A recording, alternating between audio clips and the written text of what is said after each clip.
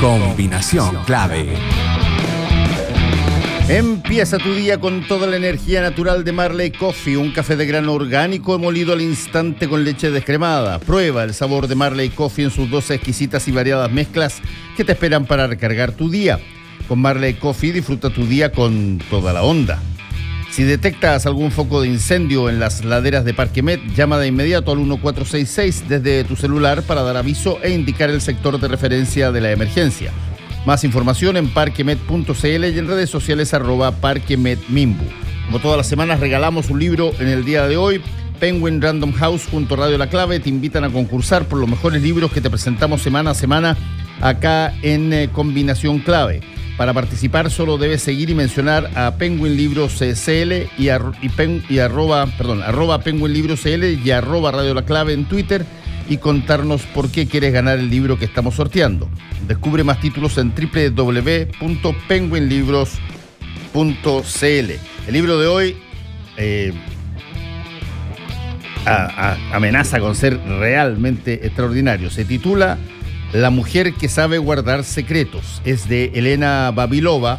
Bueno, y esta es, se supone, la verdadera historia de los espías rusos en la que se inspira una novela, una serie extraordinaria que probablemente han visto muchos en Amazon Prime, que se llama The Americans, una serie de culto de una serie de personal de inteligencia de la Unión Soviética que se instala con mucho tiempo antes, haciéndose casi estadounidenses, en el interior de barrios en distintas ciudades, hasta que son activados para poder trabajar para su país. Elena Vavilova fue una de esas personas y nos escribe La mujer que sabe guardar secretos, ya disponible para todos ustedes. ¿Cómo están? Bienvenidos a Combinación Clave. Estamos ya con nuestro panel de día martes. Jorge Gómez de Fundación para el Progreso. ¿Cómo estás, Jorge? Hola, Fernando. ¿Bien y tú? Muy bien, gracias. E Ignacia Gómez, de Presidenta de Ciudadanos. ¿Cómo estás, Ignacia? Muy bien, Fernando. Hola, Jorge. Buenos días. Hola, Ignacia. ¿Cómo estás? Ya. Cada uno tiene 2 minutos para decirme cómo ve este despliegue de segunda vuelta antes de entrar a las preguntas más tajantes, digamos. Jorge. A ver, yo creo que están los candidatos tratando, obviamente, de captar el voto indeciso. Yo creo que el tema de buscar espacios que eventualmente ellos no visualizaron antes, por ejemplo, en el caso de Kast, yendo al programa de Parisi, o por ejemplo, el propio Gabriel Boric yendo a la entrevista con Don Francisco, muestra esa búsqueda de este terreno como inhóspito. Yo creo que hay que ver que ambos candidatos tienen un nicho muy marcado, así como barras bravas que los apoyan, pero hay un amplio espectro de ciudadanos que todavía no saben por quién votar, y por lo tanto ellos están desplegados para lograr convencerlos de que no son un riesgo, de que son relativamente moderados, de que son buenas personas, de que son simpáticos, y todo eso está como parte de la campaña. Yo creo que están en ese proceso.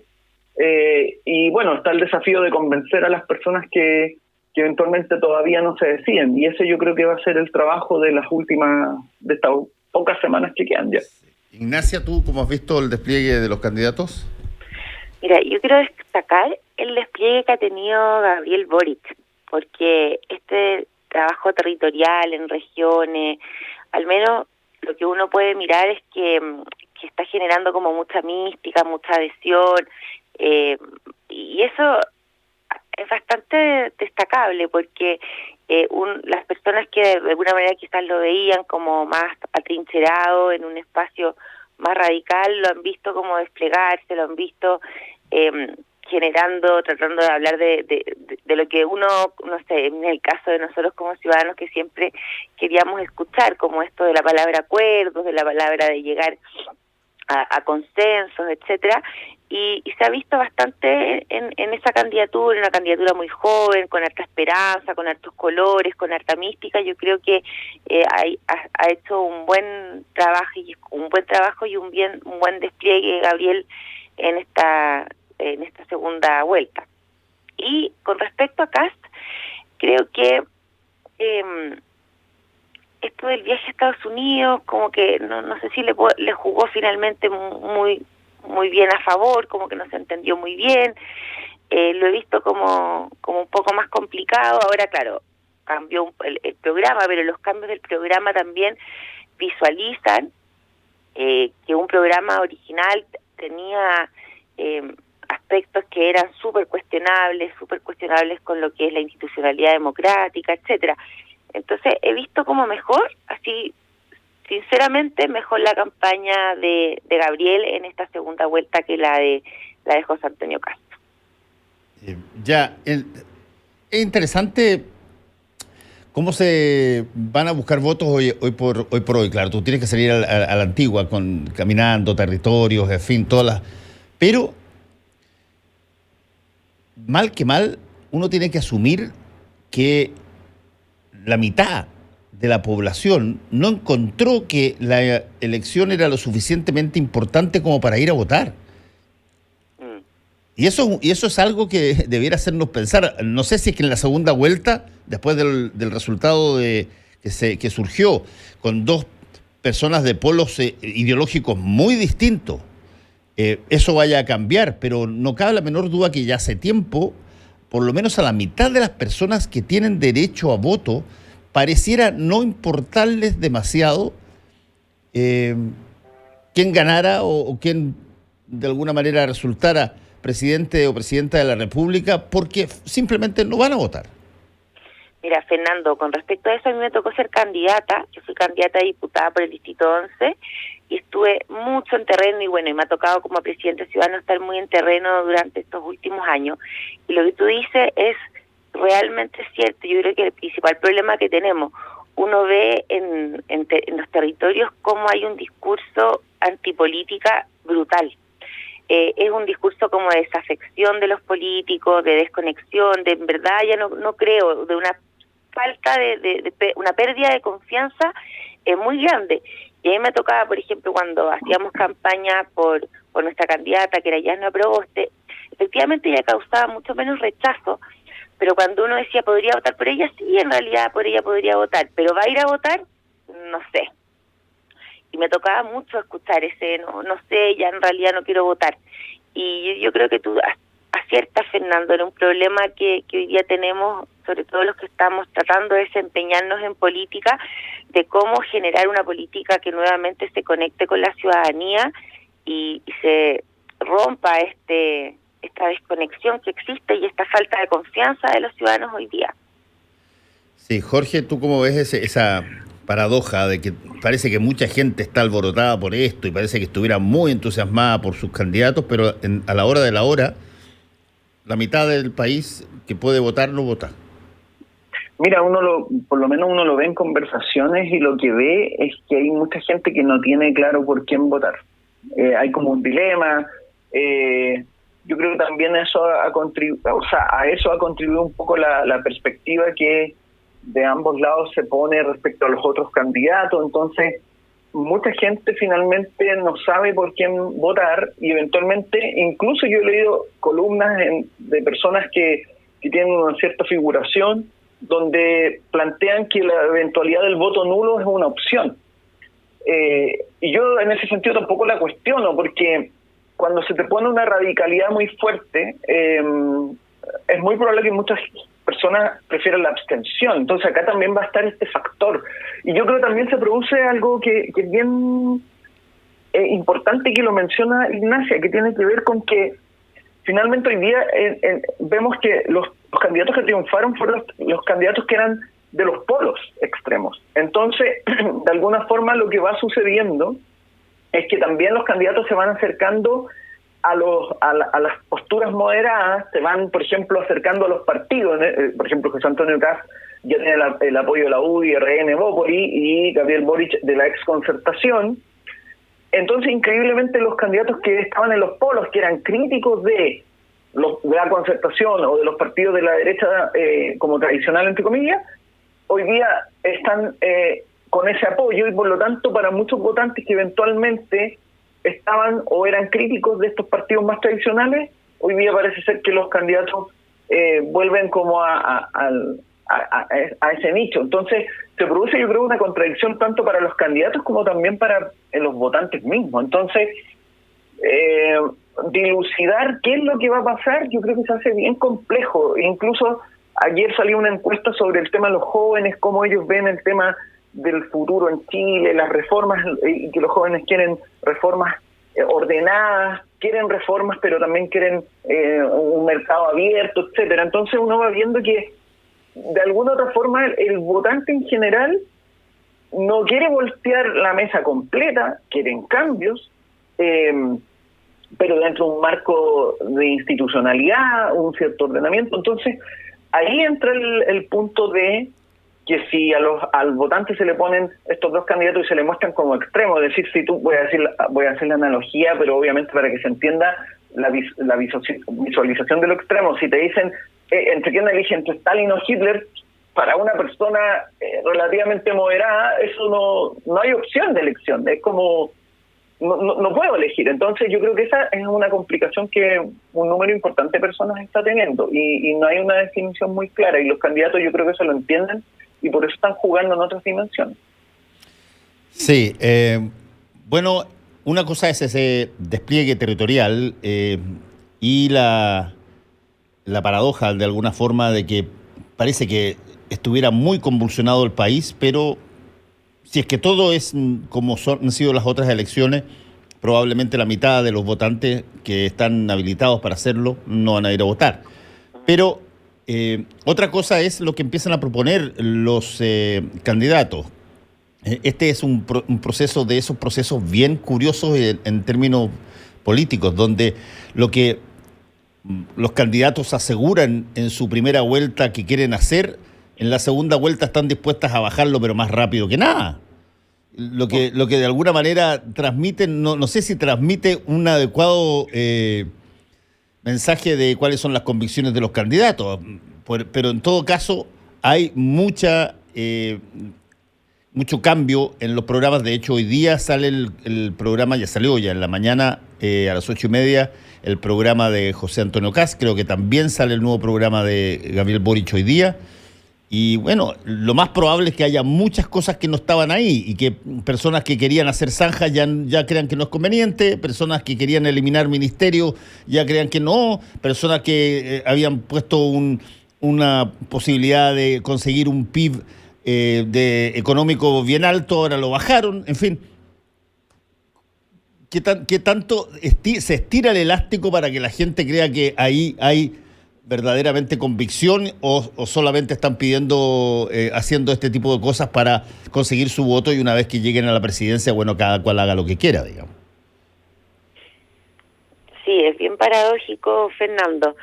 En primer lugar, es extraño porque, ya bueno, ahí tú te das cuenta, quizás probablemente, creo que lo habíamos conversado el martes pasado, de que los programas al final pareciera ser que la gente no está votando por los programas, lo que a mí me parece algo bien complejo, porque la idea, ojalá pudiera haber una ciudadanía, y es también responsabilidad de los medios, de los mismos políticos, informarse de cuáles son los programas, porque uno vota por idea, pero pareciera ser que no está siendo un factor tan relevante el tema del programa, lo que a mí me parece, como insisto, muy complejo y no debiera ser así. Pero es extraño porque hay un programa, por un lado, que fue muy cuestionado, los dos programas fueron muy cuestionados, los dos en el ámbito económico, y bueno, para qué decir el de José Antonio Kast en todo el tema como de valórico, digamos. Pero hoy día lo cambian y la ciudadanía pareciera ser que no sé si sea tan al final relevante esos cambios. A mí me parecen relevantes, lo digo desde nuestra postura y desde una postura más liberal o socioliberal. Para nosotros es muy importante lo que digan estos programas y me parece muy bien que estos se adecúen. En el caso del candidato Boric, que sea capaz de adecuarlo, eso me parece una buena noticia para Chile.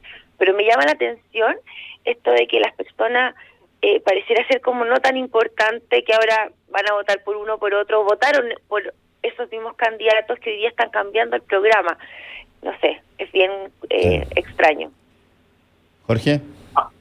Hay un punto interesante, por ejemplo, lo que esta como petición que hicieron como personeros de la Concertación a Boric y Kast, donde hay un listado de cosas que eventualmente ambos candidatos deberían respetar. Y aquí me parece que es bien interesante el punto porque el cambio de los programas o el maquillaje de los programas o el maquillaje de los candidatos responde que de alguna u otra forma el votante, y tal como dice Ignacia, no pone mucho ojo al programa. El leerse un programa de 200 páginas toma tiempo y por lo tanto los incentivos en ese sentido son bajos y por lo tanto la preferencia del elector está ligada a lo que eventualmente representa el candidato.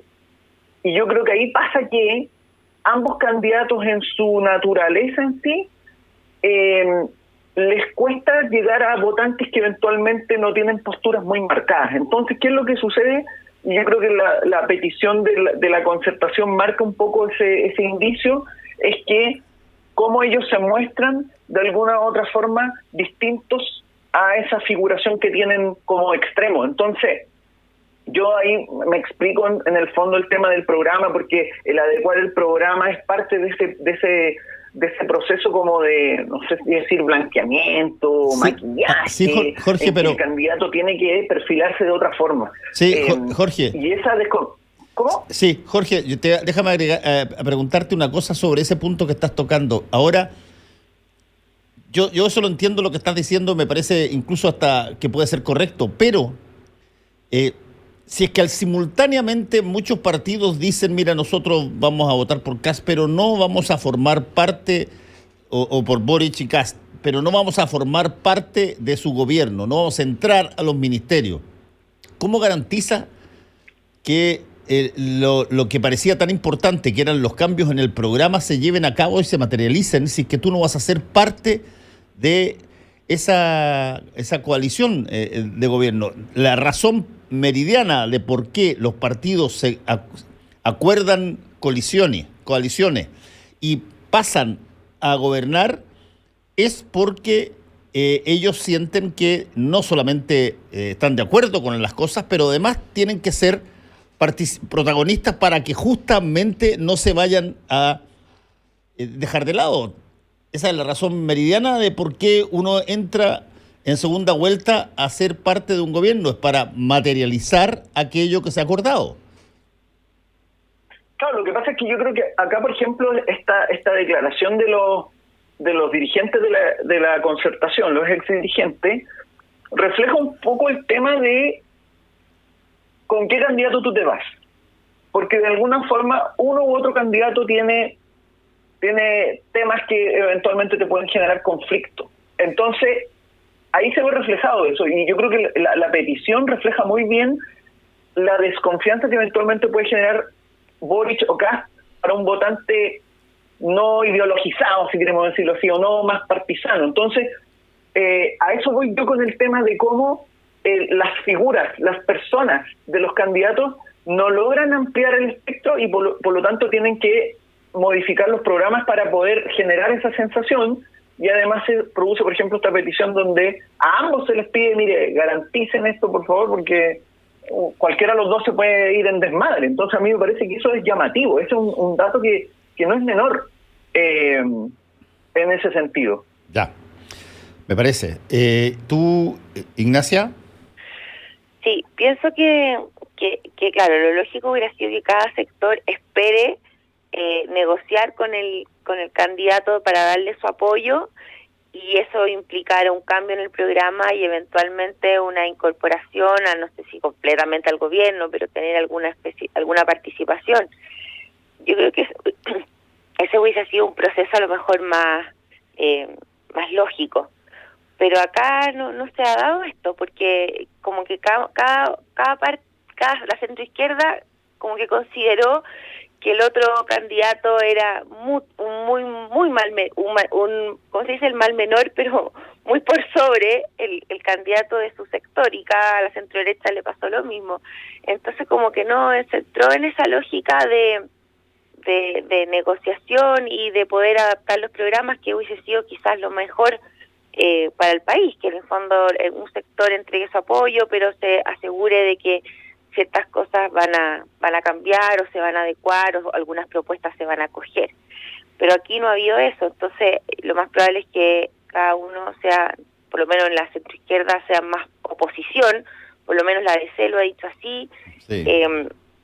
En el caso del Partido Socialista, no sé muy bien, probablemente ellos van a entrar, algunos al gobierno, entonces está todo muy enredado, creo yo.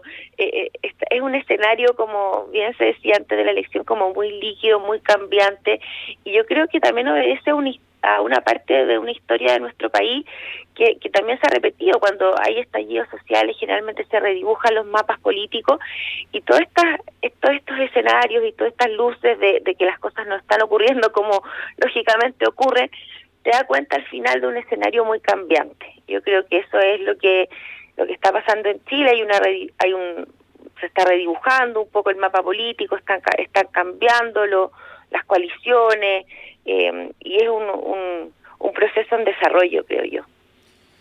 Bueno, eso es por lo que más o menos hemos podido percibir en términos de la búsqueda de apoyos para esta segunda vuelta, que yo insisto en que es una situación bien curiosa. Todo lo que se decía en un momento dado, al principio en la primaria, te pongo un ejemplo, o al principio de la participación como candidaturas, que eran cosas rotundas que se necesitaban, pero tremendamente, que eran parte de las convicciones de los candidatos, que ya estaba bueno de hacer cosas a medias y había que hacerlas en forma como correspondía. Bueno, hoy día esas mismas cosas se relativizan, se cambian, se modifican, y desde ese punto de vista se pretende además conseguir votos. Claro. Ni hablar del caso Parisi, que a mí me parece ya esa suerte de procesión a Lo Parisi, le voy a poner a la gruta de Lo Parisi. Muy sui generis. Es muy extraño lo que está ocurriendo. No, ahí yo creo, Fernando, que se ve el tema de este como, en el fondo, los candidatos de nicho que tienen que buscar a estos votantes, no sé si llamarlos díscolos o difíciles de definir al final, y ahí está el dilema. Entonces, ya uno de los candidatos fue a la Meca, ¿cierto? El otro no sabe si ir a la Meca, si conviene o no. Entonces yo creo que ahí se ve muy claramente el tema de lo polarizado o lo polares que son estos candidatos en términos estrictos, y a mí me parece, voy a insistir en el punto del llamado de los dirigentes concertacionistas, porque al final los 8 puntos que ellos plantean son propios de una democracia constitucional como tal. Entonces a mí me llama mucho la atención que se les diga a ambos candidatos, por favor, cuiden esto, que debería ser casi como algo que se dé por sentado. Entonces, yo creo que ahí pasa que además se produce un dilema. Por un lado, por ejemplo, para Gabriel Boric, lo que uno podría definir como el espíritu refundacional, yo creo que se ha ido apagando. La ciudadanía de alguna forma ha mostrado que quiere cambios, pero no una refundación. Y por otro lado, me parece que para José Antonio Kast la señal ha sido: mira, la gente quiere cambios, no quiere una reversión. Entonces, ambos candidatos están como adecuándose a esto que parece ser la necesidad de cambios, de reformas, pero sin voltear el tablero completamente. Entonces, tienen que adecuarse, y eso se ve muy claramente en el tema de cómo han ido modificando los programas. Además, la misma elección a nivel senatorial y de Cámara de Diputados también indica que no pueden ir ni tratando de revertir todo, ni tratando de refundar todo. Entonces, están obligados también a una cierta moderación, aun cuando ellos efectivamente se instalaron como candidatos polares en el espectro. Entonces, yo creo que están en ese desafío, y además la ciudadanía por eso también se muestra muy indecisa, porque también no es muy creíble el cambio de Boric y de Kast en tan poco tiempo. Es como... la gente no es tonta, entonces también es como, a ver, hasta qué punto este cambio es efectivo y hasta qué punto es simplemente la búsqueda de votos, que también en el fondo hay una desconfianza en la clase política desde hace mucho tiempo que se viene arrastrando, porque siempre cuando buscan votos muestran todo lo bondadoso y luego se olvidan. Entonces es una crítica que efectivamente está todavía latente. Claro, Sí. es que la búsqueda del voto moderado es un poquito más ese voto, o sea, estoy pensando, por ejemplo, la centroizquierda, que es un sector muy reformista, pero efectivamente es demócrata y es una izquierda democrática con más gobernabilidad y estabilidad, pero es un voto más identificable. Lo mismo le pasa un poco a José Antonio Kast con el voto de la centroderecha, que es un voto también más identificable. Y por eso es entendible que que los candidatos moderen un poco su programa y su discurso. Pero aquí hay un factor, además, adicional, que es el impredecible total, que es el voto antipolítica, porque aquí se pronunció un voto de antipolítica que podría ser representado por Franco Parisi y por los que no han votado, que son la mitad del electorado. O sea, claro, tú te puedes tratar de buscar tú, obviamente, ir a tu propio sector, Boric buscar el voto de Yarna, etcétera, que es lo más como a la mano que tienen. Pero también hay un desafío tremendamente difícil de definir en términos estratégicos, Sí. de qué hacer con ese voto que hoy día es un voto antipolítica, que pareciera tener su territorio en la red social, y que además no va a votar. Entonces es realmente un escenario bien sui generis, creo yo. Sí, yo hablaba un poco de esto de ir a la gruta de Lo Parisi, porque, bueno, todavía Gabriel Boric no sabe si es que va a participar o no va a participar en este programa que se tiene, digamos.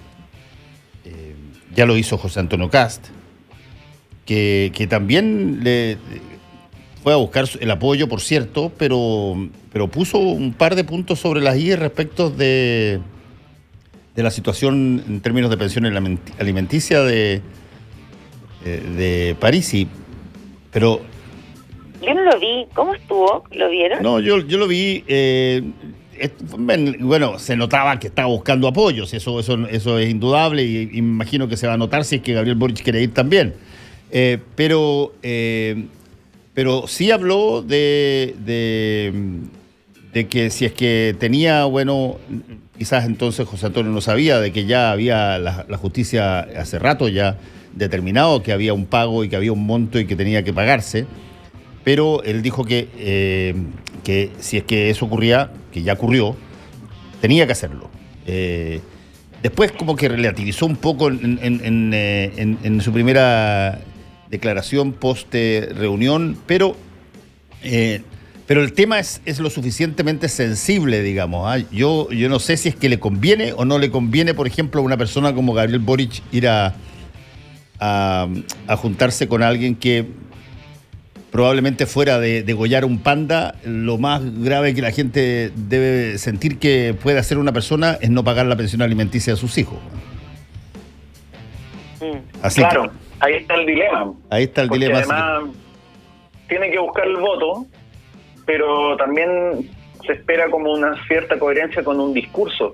Yo creo que ahí entra el problema cuando el discurso se torna excesivamente rígido y claro, te impide en el fondo la búsqueda del voto. Yo creo que ese es el dilema de Gabriel Boric. Bueno, vamos a tener que esperar a ver cómo se resuelve por lo menos esa potencial reunión. Si va o no va. Muchas gracias a ambos. No va a ir. Ya.